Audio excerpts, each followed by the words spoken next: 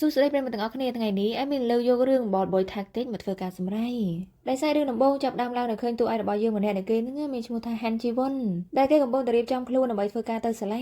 ាហើយនៅពេលដែលគេមកដល់សាលាភ្លាមក៏ឃើញថាមានសិស្សដទៃនេះបានធ្វើការនិយាយថាតើគេម្នាក់ហ្នឹងគឺជា Han Ji Won មែនដែលថាគេគឺជាស្ដេចនៃកីឡាកាយសម្បទាគឺថាគាត់នៅខាងក្រៅហ្នឹងគួរឲ្យស្រឡាញ់ជាងនៅកញ្ចក់ទូរទស្សន៍ទៅទៀតប៉ុន្តែហេតុអីបានជាគាត់នេះមកសាលារបស់ពួកយើងអញ្ចឹងចំណែក Han Ji Won វិញបន្ទាប់ពីឃើញមានគេស្គាល់ច្រើនអញ្ចឹងគឺថាគេក៏មិនសូវសប្បាយចិត្តដែរដោយសារតែឥឡូវនេះគឺគេបានចូលនិវត្តន៍ពីកីឡាកាយសម្បទាមួយនឹងហើយក៏ត្រឡប់មកដើម្បីចូលរៀនវិញដែរអញ្ចឹងហើយទៅធ្វើឲ្យគេនឹងរៀងមានភាពខ្មាស់អ៊ីនងាកមកមើលតួឯករបស់យើងម្នាក់ទៀតដែលគេនឹងមានឈ្មោះថាចុងវូគឺថាគេក៏ជាកីឡាករបាល់បោះល្បីម្នាក់ផងដែរតែកំឡុងពេលលេងនេះរួមទាំងគេនិងក្រុមរបស់គេនឹងគឺថាលេងមិនស្មើដៃគ្នាតអសដោយឃើញបែបហ្នឹងលោកគ្រូក៏បានធ្វើការហៅពួកគេនេះមកជុំគ្នាដើម្បីធ្វើការស្ដីឲ្យថាហេតុអីបានជាពួកគេនឹងធ្វើការចាប់បាល់និងធ្វើការបោះបាល់លាមិនត្រូវអញ្ចឹងបន្ទាប់ពីធ្វើការស្ដីឲ្យហើយលោកគ្រូក៏បាននិយាយថាទាំងអស់គ្នានឹងត្រូវយកចិត្តទុកដាក់លើអន់ហើយឥឡូវនេះអ្នកទាំងអស់គ្នានឹងចាប់ផ្ដើមធ្វើម្ដងទៀតទៅកាលមកដល់ជីវ័នវិញដែលពេលដែរឃើញថាគេក៏បានមកអង្គុយកន្លែងសួនមួយហើយថាគេក៏បានយកទូរស័ព្ទមកអូសមើលក៏ឃើញថាមានហ្វេនរបស់គេនេះបានធ្វើការថតរូបរបស់គេឲ្យផងហើយក៏មានហ្វេនជាច្រើនបានចូលខមមិនថាហេតុបានជាគាត់នឹងមកសាលានេះប៉ុន្តែថាឥឡូវនេះគាត់មិនបានធ្វើជាកីឡាកាយសម្បទាទៀតទេហើយអ្វីបានជាសុកគាត់មកនៅខាងផ្នែកថតរូបទៅវិញហើយក៏មានហ្វេនម្នាក់បានធ្វើការខមមិនថាគឺខ្ញុំកំពុងតែឆ្ងល់អំពីរឿងមួយនេះថាហេតុអ្វីបានជាគាត់នឹងសុកធ្វើការចូលនិវត្តន៍នេះពាក់កណ្ដាលទីអញ្ចឹងចំណែកជីវ័នវិញបន្ទាប់ពីឃើញខមមិនអញ្ចឹងគឺថាគេនេះក៏ពិបាកចិត្តដែរហើយគេក៏បានធ្វើការនិយាយម្នាក់ឯងថានៅពេលដែលខ្ញុំធ្វើការប្រកាសថាខ្ញុំបានចូលនិវត្តន៍គឺថាប្រព័ន្ធផ្សព្វផ្សាយទាំងអស់បានធ្វើការជេរខ្ញុំគឺគ្មានអ្នកណាដែលគេនេះហ៊ានយល់ពីការពិតទេគឺថាការពិតតែមួយហ្នឹងគឺមិនគ្រប់គ្រាន់ទេប៉ុន្តែមានអ្នកធ្វើការទូទាយនេះជាច្រើនរយនាក់ទៀតហើយក៏នាំគ្នាធ្វើការនិយាយពាក្យចាំអារម្មណ៍ដល់អាក្រក់ដែលពេលនោះដែរឃើញថាគេក៏បានធ្វើការសម័យនៅពេលដែលលោកគ្រូនេះបាននិយាយជាមួយនឹងគេដោយលោកគ្រូក៏បាននិយាយថាระดับណាឯងធ្វើការផ្ដោតសំខាន់ទៅលើការព្យាបាលគឺថាវាមិនមានបញ្ហានៅពេលដែលឯងត្រឡប់មកធ្វើការប្រកួតប្រជែងក្នុងនាមជាអ្នកលេងនោះទេគឺថាឯងព្យាយាមផ្ដល់ការខិតខំប្រឹងប្រែងបន្តិចទៅជីវ័នក៏បាននិយាយថាខ្ញុំមិនត្រូវការអញ្ចឹងទេលោកគ្រូខ្ញុំនឹងមិនទទួលយកការសម្រេចចិត្តរបស់ខ្ញុំក្នុងការចូលនិវត្តន៍នោះទេបន្ទាប់ពីលើអញ្ចឹងលោកគ្រូក៏បានធ្វើការសម្លឹងទៅមើលជើងរបស់ជីវ័ននេះដែលគេនឹងត្រូវរបួសហើយជីវ័នបន្តនិយាយទៀតថាគឺខ្ញុំគិតថាវានឹងជារឿងល្អហើយចំណែកលោកគ្រូវិញបន្ទាប់ពីលើបែបហ្នឹងឃើញថាគាត់ក៏មិនមានពាក្យអីហាមឃាត់ទៀតដែរហើយគេក៏បាននិយាយម្នាក់ឯងទៀតថាទោះបីជាខ្ញុំអាចធ្វើការទ្រាំទ្ររហូតដល់ទីបញ្ចប់ប៉ុន្តែថាខ្ញុំបានដឹងពីដែនកំណត់របស់ខ្លួនឆាប់ពេកហើយប្រសិនបើខ្ញុំមិនអាចធ្វើវាបានល្អបំផុតអញ្ចឹងហើយគ្មានហេតុផលអ្វីត្រូវបន្តទៅមុខទៀតនោះទេគឺថាគ្មានហេតុផលឲ្យខ្ញុំនេះនៅតែបន្តធ្វើវាគឺថាឥឡូវនេះគឺវាចប់អស់ហើយនៅពេលដែលខ្ញុំធ្លាក់ទឹកចិត្តគឺមានអ្វីមួយដែលលេចឡើងធ្វើឲ្យខ្ញុំនេះសម្រាប់បន្ទង់គឺថាវាគឺជាកាមេរ៉ានឹងឯងគឺថាគ្មានសម្ពាធដល់យើងនេះធ្វើឲ្យល្អឥតខ្ចោះហើយក៏មិនខ្លាចដែរថាវានឹងមានកំហុសគឺថាវាដូចជាអ្វីដែលយើងអាចធ្វើការចាប់យកវាបានហ្នឹងនៅនឹងមុខយើងគឺថាប៉ុណ្ណឹងគឺវាគ្រប់គ្រាន់ហើយ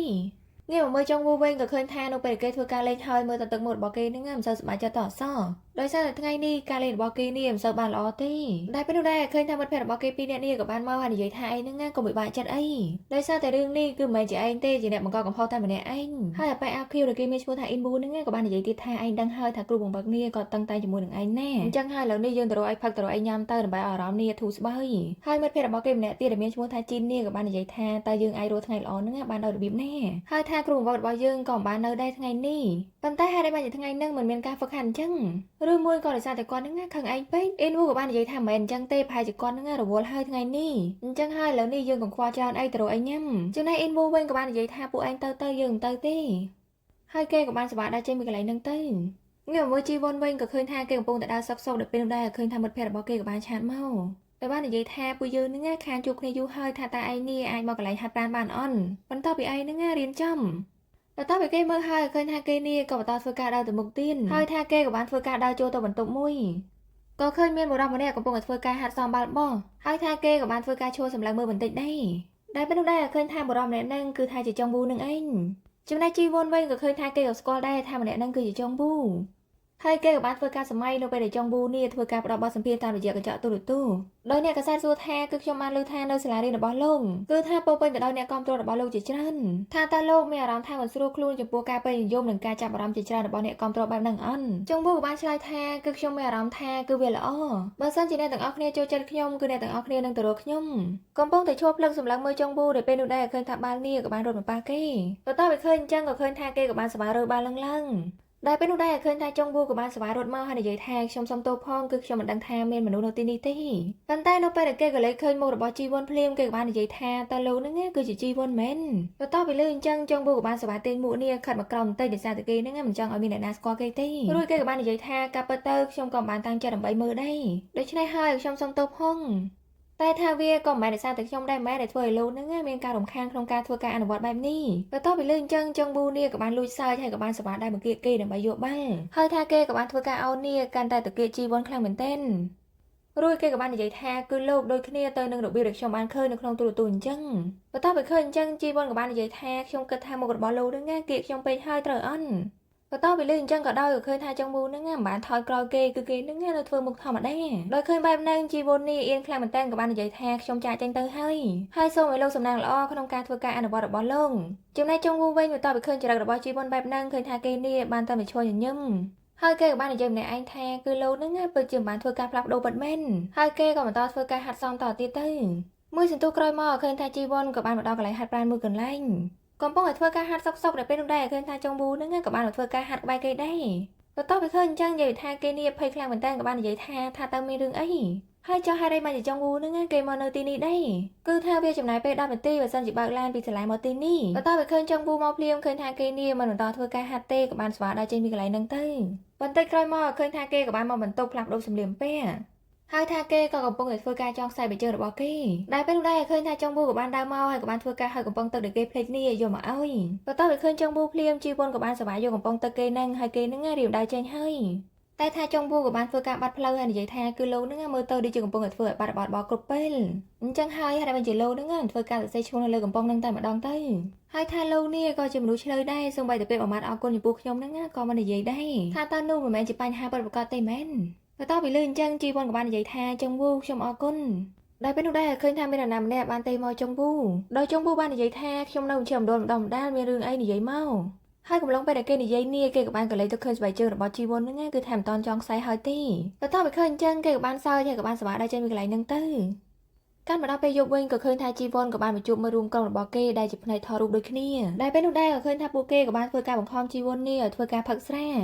ចំណែកជីវ័នវិញបន្ទាប់ពីលើអញ្ចឹងឃើញថាគេក៏បានប្រកែកអីដែរគេហ្នឹងក៏បានធ្វើការផឹកទៅប៉ុន្តែក៏ឃើញថាស្រាដែលគេផឹកនេះមិនមែនតិចណាគឺថាឡើងប៉ុណ្ណាណីបន្តិចក្រោយមកក៏ឃើញថាបន្ទាប់ពីគេចេញពីជួបជុំមិត្តភ័ក្តិរបស់គេវិញក៏ឃើញថាគេនេះសបឹងខ្លាំងមែនទែនដោយសារតែគេសបឹងពេកគឺគេមិនអាចបើកឡានបានទេគេក៏បានធ្វើការហៅអ្នកបើកបរហ្នឹងមកដែរកំពុងតែដើររស់ថាអ្នកបើកបរហ្នឹងមកនៅហើយគេនៅណាពេលនោះដែរគេក៏បានជួបបរិសម្នាក់ដែលគេម្នាក់ហ្នឹងគឺជាចុងប៊ូនឹងឯងប៉ុន្តែគេមិនចាប់អារម្មណ៍ទេដោយសារតែគេសបឹង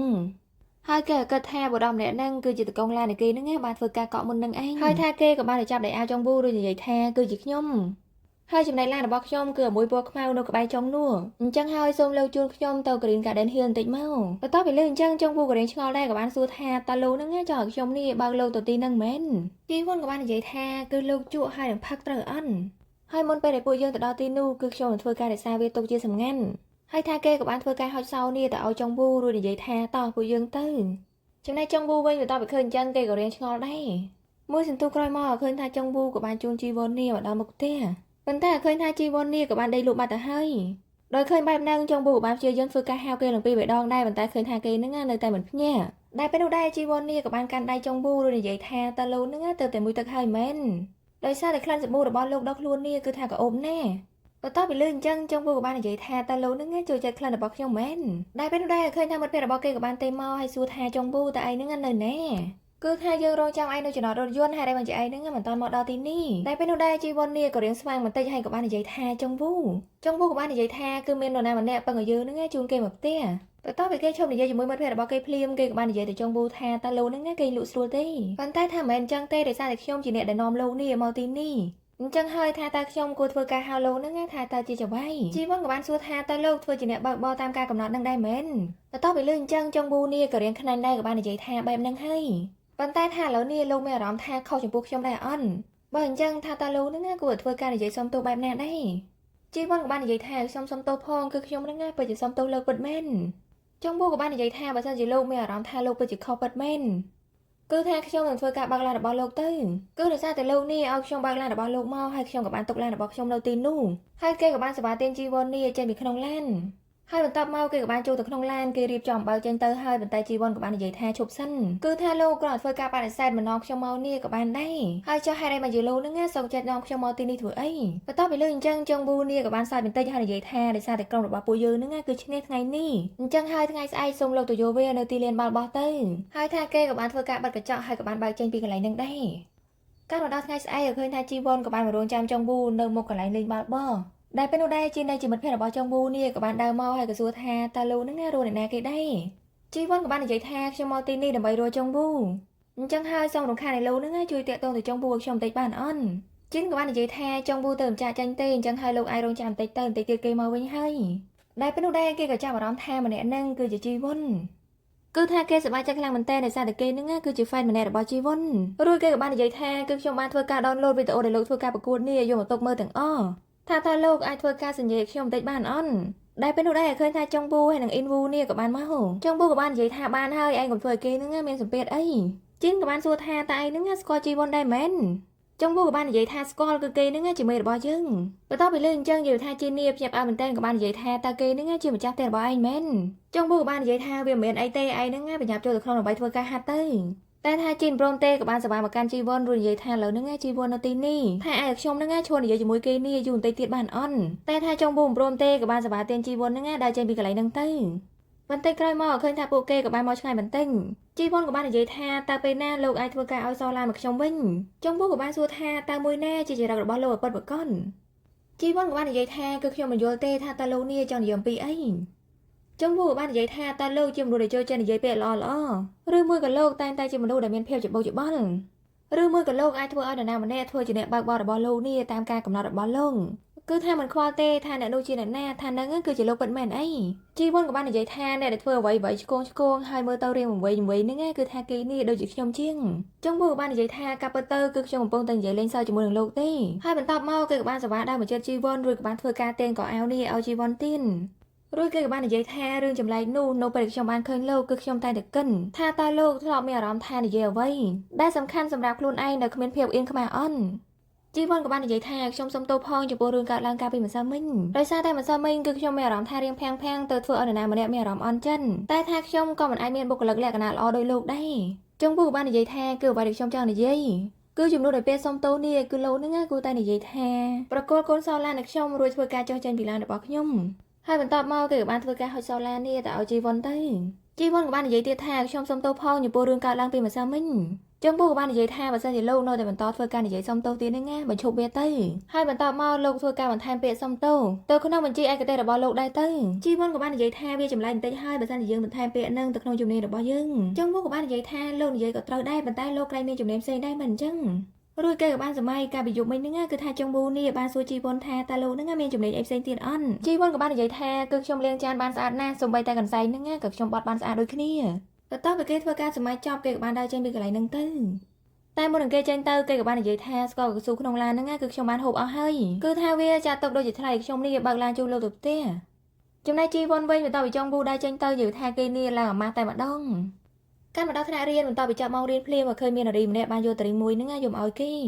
ឃើញថាដំបងនេះគេបកកាយដែរប៉ុន្តែដោយសារតែនារីហ្នឹងបខំពេកគេហ្នឹងក៏ព្រមយកទៅបន្តិចក្រោយមកឃើញថាគេក៏បានដើរចេញមកខាងក្រៅហើយគេហ្នឹងកំពុងតែរៀបចំធ្វើការបើកទឹកនឹងផឹងប៉ុន្តែគេក៏បានកលេចឃើញថាចុងវូហ្នឹងកំពុងតែត្រូវបាននារីម្នាក់ផ្ទះកំភ្លៀងដោយឃើញបែបហ្នឹងគឺថាគេក៏រៀងភ័យដែរដោយសារតែគេហ្នឹងគឺមិនសូវចង់ជួបមុខចុងប៊ូប្រហែលទេចំណែកចុងប៊ូវិញបន្ទាប់ពីឃើញជីវ័នភ្លៀងក៏បានសប្បាយដើរមកហើយនិយាយថាតើវាជារឿងចៃដន្យទៀតមែនឬមួយក៏លោកកំពុងតែធ្វើការតាមដានប៉ុន្តែមើលទៅវាប្រហែលជាសប្បាយសម្រាប់លោកប៉ុន្តែខ្ញុំចូលចិត្តទេ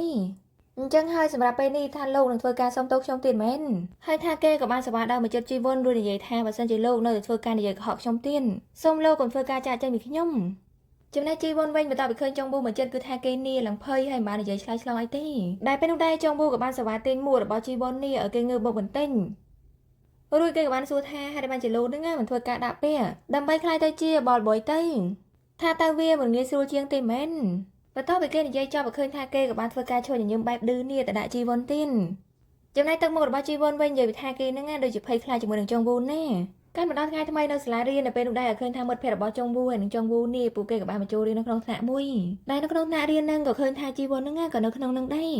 បន្ទាប់ពីគេលើឈ្មោះរបស់ចុងប៊ូភ្លាមឃើញថាគេនេះក៏ព្យាយាមកិច្ចដែរដោយសារតែគេហ្នឹងមិនចង់ជួបមុខទេតែឥឡូវនេះជួបមុខទៀតដែលពេលនោះដែរជីននេះក៏បានសប្បាយមកសួរឬនិយាយថាជីវុនថាតើលោករៀននៅមុខជំនាញចំណេះដឹងទូទៅនឹងដែរមែនហើយថាគេនេះសប្បាយចិត្តខ្លាំងមែនតើក៏បាននិយាយថាបើអញ្ចឹងខ្ញុំសូមអង្គុយក្បែរលោកដែរហើយដែលពេលនោះដែរអ៊ីនប៊ូក៏បានសួរថាជីវុនថាតើឯងហ្នឹងចង់ចាំខ្ញុំអន់គឺថាខ្ញុំហ្នឹងមានឈ្មោះថាអ៊ីនប៊ូគឺថាខ្ញុំជាមិត្តរួមថ្នាក់របស់ឯងកាលពួកយើងរៀននៅបឋមបន្ទាប់ពីលឺអញ្ចឹងឃើញថាជីវុននេះក៏រៀងចាំដែរដោយសារតែពួកគេហ្នឹងធ្លាប់រៀនជាមួយគ្នាពិតមែនអ៊ីនប៊ូក៏បាននិយាយទៅជីនថាឃើញអត់យើងបានប្រាប់ឯងហើយថាពួកយើងពិតធ្លាប់រៀនជាមួយគ្នាពិតមែនតែថាជីននេះក៏បាននិយាយថាគឺយើងហ្នឹងដូចជាមិនជឿសោះប៉ុន្តែតាមស្ដាប់មើលទៅគឺថាការចងចាំរបស់គេជាមួយនឹងឯងហ្នឹងដូចជាវាមិនសូវសប្បាយចិត្តសោះជីវុនក៏បាននិយាយថាមិនមែនអញ្ចឹងទេដោយសារតែការចងចាំរបស់ខ្ញុំជាមួយនឹងអ៊ីនប៊ូហ្នឹងវាមានរយៈពេលខ្លីប៉ុន្តែថាគេគឺជាមនុស្សដែលមានចិត្តល្អកំពុងតែនាំគ្នាជជែកគ្នាដែលពេលនោះដែរឃើញថាអ្នកគ្រូនេះក៏បានមកដល់ហើយកំឡុងពេលដែលអ្នកគ្រូបង្រៀនហ្នឹងក៏ឃើញថាជីវុននេះសម្លឹងមើលមុខចុងប៊ូហ្នឹងមិនដាក់ភ្នែកសោះរួចគេក៏បាននិយាយថាគឺគួរឲ្យចាប់អារម្មណ៍ណាស់ថាតើវាមិនរំខានទេមែននៅពេលដែលខ្ញុំអង្គុយសម្លឹងមើលលោកបែបនេះហើយបន្ទាប់មកគេក៏បានសម្លឹងមើលទៅជីន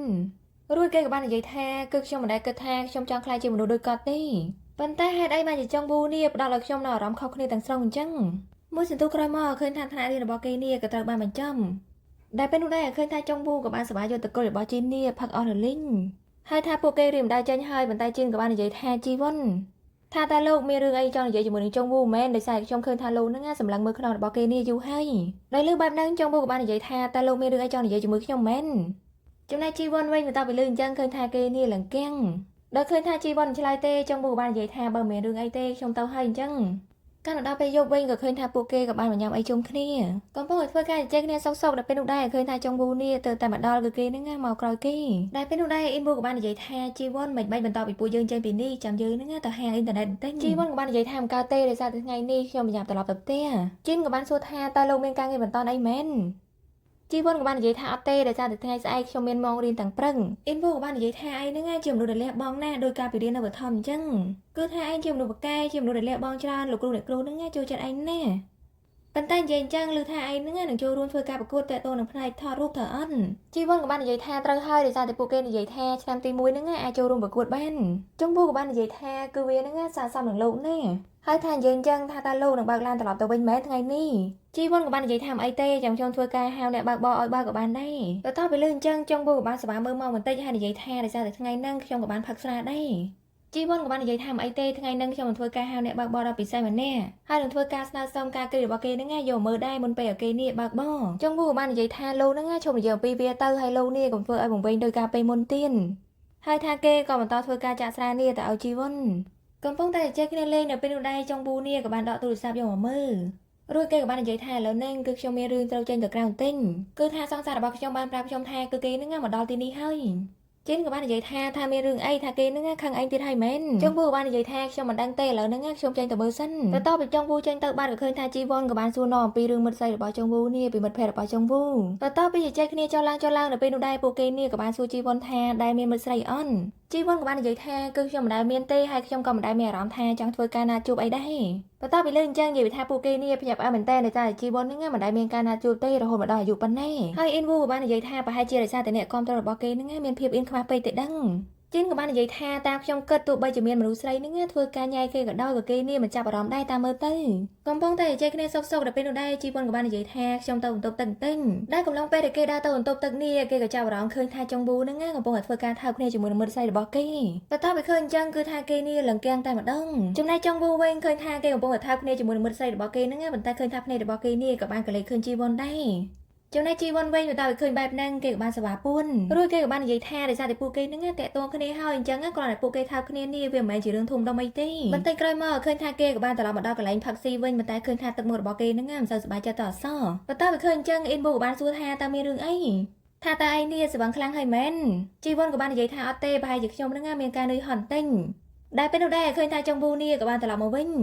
ញជីនក៏បាននិយាយថាតើមិត្តស្រីរបស់ឯងនេះនៅតែខឹងទៀតមែនអ៊ីនវូក៏បាននិយាយថាបើវាអញ្ចឹងតដែលឯងហ្នឹងមិនបែកគ្នាទៅតែថាចុងប៊ូនេះមិនបាននិយាយអីច្រើនទេគេក៏បានធ្វើការលើកស្រានេះយកមកផឹកតទៀតចំណែកជីវុនវិញក៏ឃើញថាគេក៏បានសម្លឹងមើលមករបស់ចុងប៊ូនេះមិនដាក់ភ្នែកទេ បន្ទាប់ពីធ្វើការផឹកហើយចុងប៊ូក៏បាននិយាយថាយើងនឹងត្រឡប់ទៅមុនហើយចាំជួបគ្នានៅកន្លែងស្នេហ៍មួយសន្ទុះធំក្រោយមកឃើញថាជីវ័ននេះក៏បានមកដល់បន្ទប់របស់គេប៉ុន្តែឃើញថាគេនេះគឺថាគេមិនលក់ទេដោយសារតែគេកំពុងតែនឹកគិតអំពីមិត្តស្រីរបស់ចុងប៊ូហើយនឹងចុងប៊ូបន្ទាប់ពីនឹកគិតដល់ពេលហ្នឹងហើយគេក៏បាននិយាយម្នាក់ឯងថាតើខ្ញុំនឹងឈួតមែនគឺថាខ្ញុំមិនដែលចាប់អារម្មណ៍ទៅលើមនុស្សស្រីដែលចាប់ផ្ដើមជាមួយនឹងបុរសតែម្នាក់ឡើយហើយចុះហេតុអីបានជារឿងនេះបានកើតឡើងថាតើខ្ញុំជាមនុស្សដែលខលខូចហើយរំភើបនៅពេលដែលខ្ញុំបានលួចមើលគេបែបហ្នឹងពិតមែនអីកំពុងតែនឹកគិតអំពីចុងប៊ូដែលពេលនោះដែរឃើញថាក្រុមឆាតរបស់ពួកគេនេះក៏បានលោតឡើងដោយនៅក្នុងហ្នឹងមើលរបស់គេបានសរសេរថាគឺចុងប៊ូហ្នឹងស្នាក់នៅខាងក្រៅយប់នេះបន្ទាប់ពីឃើញសារបែបហ្នឹងក៏ឃើញថាជីវ័ននេះក៏រៀងខឹងដែរហើយគេហ្នឹងក៏បានសប្បាយគេងទៅ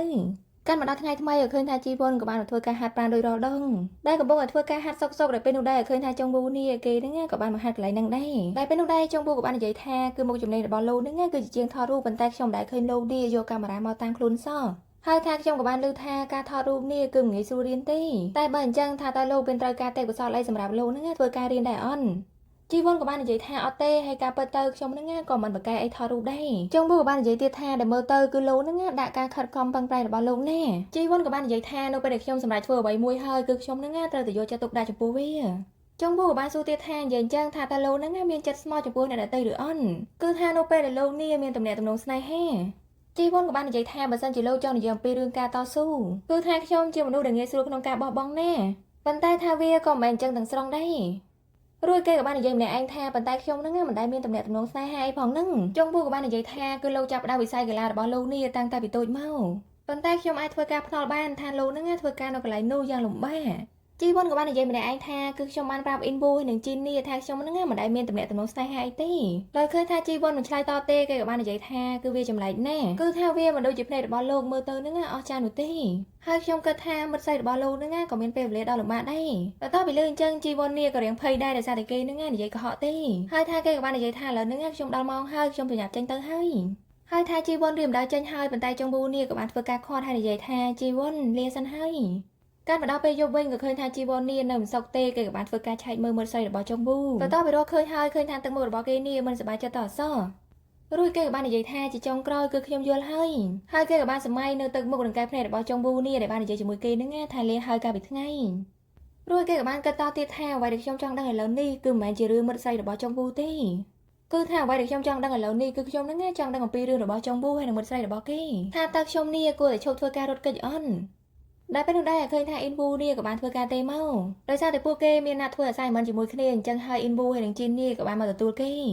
េបន្តិចក្រោយមកឃើញថាគេក៏បានចុះមកដល់ខាងក្រោមជីនក៏បាននិយាយថាចុងប៊ូគេរវល់នៅសាលាបន្តិចប៉ុន្តែចាំគេហ្នឹងទៅទីនោះតែម្ដងជីវ័នក៏បាននិយាយថាតើពួកយើងនៅតែធ្វើអាស័យមិនហ្នឹងនៅសាលាមែនអន់ជីនក៏បាននិយាយថាអត់ទេប៉ុន្តែខ្ញុំរកឃើញកន្លែងមួយហ្នឹងគឺថាវាអស្ចារ្យណាស់សម្រាប់ពួកយើងធ្វើអាស័យមិនជីវ័នក៏បានសួរបញ្ជាក់ថាចុងប៊ូវាព្រមព្រៀងដែរអន់ជីនក៏បាននិយាយថារឿងពួកយើងជួបគ្នាហ្នឹងជាគំនិតរបស់ចុងប៊ូហ្នឹងឯងហើយថាឥឡូវនេះគេក៏បានបែកគ្នាជាមួយមិត្តស្រីរបស់គេដែរចំណែកជីវ័នវិញបន្តពីលើអញ្ចឹងឃើញថាគេនេះក៏លួចសប្បាយចិត្តបន្តិចដែរមួយសន្ទុះក្រោយមកឃើញថាពួកគេក៏បានមកដល់កន្លែងមួយដែលពេលនោះដែរចុងប៊ូក៏បានមកដល់ហើយនិយាយថាមានអីទេសភាពនៅទីនេះហ្នឹងមើលទៅស្រស់ស្រាយណាស់ប៉ុន្តែថាពួកឯងនេះបានយករបស់ហ្នឹងមកគ្រប់គ្រាន់ហើយនៅអ៊ីនវូក៏បាននិយាយថាគឺយកមកហើយឥឡូវហ្នឹងមិននេះពួកយើងធ្វើការផឹកស្រាសិនជីវ័នក៏បាននិយាយថាតើមកទីនេះដើម្បីធ្វើពិធីជប់លៀងក្រែងថាពួកយើងមកទីនេះដើម្បីធ្វើការងារកម្រងការរបស់ពួកយើងមិនអញ្ចឹងអ៊ីនប៊ូក៏បាននិយាយថាមុននឹងពួកយើងចាប់ផ្ដើមធ្វើការងារអាស័យមិនរួមគ្នានេះចង់ឲ្យពួកយើងហ្នឹងចូលសម្រួលជាមួយគ្នាសិនបន្ទាប់ពីឃើញថាជីវ័នរៀងឆ្ងល់ជីនក៏បាននិយាយថាដោយសារតែជីវ័នហ្នឹងគឺជាសិស្សថ្មីអញ្ចឹងហើយគេមិនសូវដឹងតើតើនឹងលក្ខខណ្ឌតកៈមុននឹងពួកយើងហ្នឹងចាប់ផ្ដើមធ្វើអាស័យមិនទេដែលពេលនោះដែរឃើញថាគេធ្វើការហែកកញ្ចប់នំហ្នឹងគឺគេហែកមិនបានទេដោយឃើញបែបហ្នឹងជីវ័នក៏បានសប្បាយយកមកហែកប៉ុន្តែឃើញថាដៃរបស់គេហ្នឹងគឺថាឡើងឈឺចំណែកចុងប៊ូវិញឃើញថាគេក៏ចាប់អារម្មណ៍ឃើញដែរនិយាយទៅរឿងតិចតួចទេប៉ុន្តែគេនេះយកចិត្តទុកដាក់ណាតែថាជីវ័ននេះមិនបានធ្វើការត្អូញទេក៏បានធ្វើការហុចនំហ្នឹងតែឲ្យជីនទៅបន្ទាប់ពីនាំគ្នាផឹកមួយសន្ទុះអ៊ីនវូក៏បាននិយាយថាឥឡូវហ្នឹងពួកយើងធ្វើការប៉ាវសិន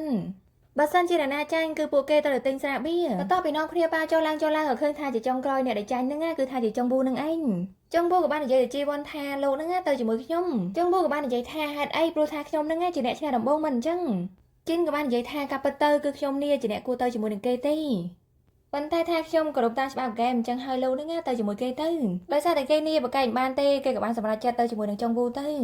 នៅតាមផ្លូវត្រឡប់មកវិញចុងប៊ូក៏បាននិយាយថាប្រហែលជាលោកនេះមានការងឿងឆ្ងល់ហើយ ถ้าให้เราไปบ้านจะบุยยืนใจมองขังกราวเถื่อใส่เหมือนนี่นมองบุญย่มคือถ้าโลกไปให้จะจ้างบ้านเกได้ดำปีเรื่องนู้ให้เตออันถ้าตาโลกไปจะเตอบ้านปูเกนี่บอกบุญชอในโลกใจเมาเรื่องมือกับโลกเถื่อปนทาโลกนั่งง่ายเตอบ้านเกบอกบุญชอใจเมาคือแทงชมดังนั่งง่ายแต่ซาแต่ชมนี่บ้านเคยทานโลนั่งง่ายโยแลท็อปเมาได้แต่ต้อไปเกนี่จอบเลี้ยมาเคยทาเกกับบ้านเถื่อการหอยบังหรือบุญนี่แต่เอาจีวัน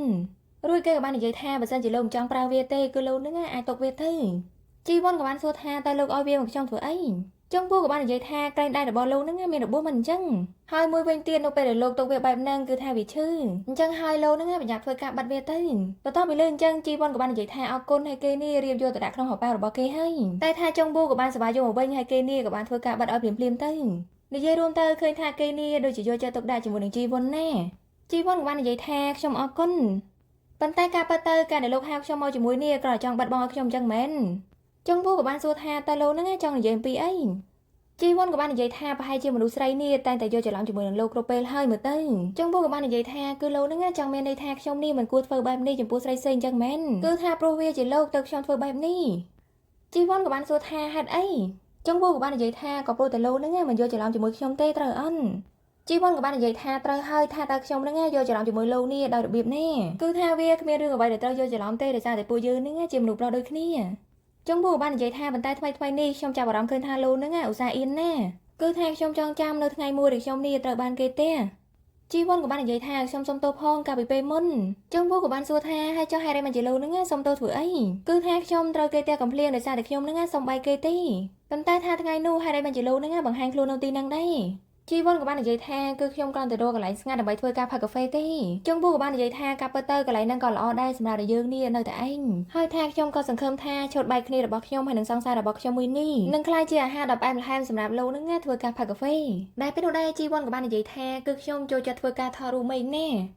cứ thang bay được trong là dây cứ trong cho thuê cà thò ru mình hai đằng tay sẽ phèo bay ở đâu để thuê ơi mà nú nữa nghe mẹ rắm tha sra sray hai pe clan đâu pe để dương thò ru đâu pe năng cứ viên nữa nghe sra sa chiêng ở bay để dương ban khơi pe môn tự tin và tao bị lươn chân trong gu của ban xua tha ta lâu nữa nghe một bông để cho là dương pi ấy chi vân của ban là giấy tha cứ lâu đừng chuột mình xây đỏ lọ chân đi đâu pe cao chân hai lâu con bị bạn chặt ấy và tao bị lươn chân nhiều tha trong bu ni ở sầm này khang mình tên hay của ban là giấy tha ta lâu nữa nghe một bông để cất khâu rương ấy mến cứ tha trong bán sai để sai để trong ni bay kia tên chân hai lâu con bỏ đóng ấy chi vân của ban là giấy tha cái sao tại lâu bay kia từ lâu nữa nghe hai bụi dương martini mình chân trong gu của ban là giấy tha cứ biết sau là mồm đây hay cái để martini đầm bay đầm lơ cả bay kia tha ta lâu ban cầm đợt nâng mau bị nạt đây hai thang trong còn mẹ chồng nụ ra để đồn tịt đây hai phải tọt mau cái ban sẽ bài vô bài bán đi trên bị chi vân